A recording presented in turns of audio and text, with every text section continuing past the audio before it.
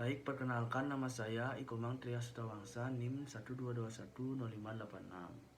Di sini saya akan menjelaskan berita masuknya modal asing ke Indonesia. Dengan adanya modal asing yang masuk ke Indonesia dapat mempengaruhi perekonomian negara.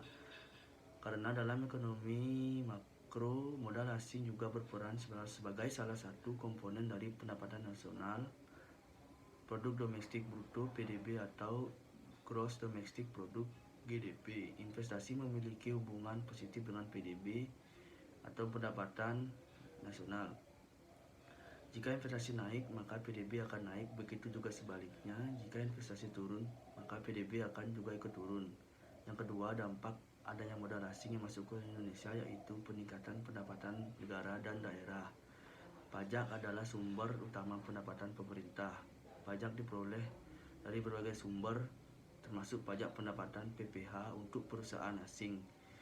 Peraturan pembayaran pajak untuk wajib pajak luar negeri diatur dalam Undang-Undang Nomor 36 Tahun 2008. Yang ketiga, dapat mempengaruhi karena masuknya modal asing sangat menentukan lajunya pertumbuhan ekonomi suatu negara, yang pada gilirannya akan mempengaruhi pula kinerja ekonomi daerah dengan penciptaan lapangan kerja baru yang akan mempertinggi pula kinerja ekonomi daerah serta mempertinggi daya beli masyarakat dan juga menekan angka kemiskinan.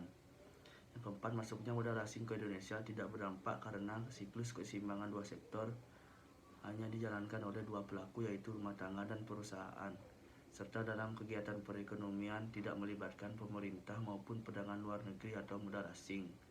Yang kelima, masuknya modal asing ke Indonesia tidak berdampak kepada siklus kesimbang tiga sektor karena pada kesimbang tiga sektor tidak melibatkan modal yang meskipun pemerintah ikut andil dalam membuat kebijakan perdagangan internasional.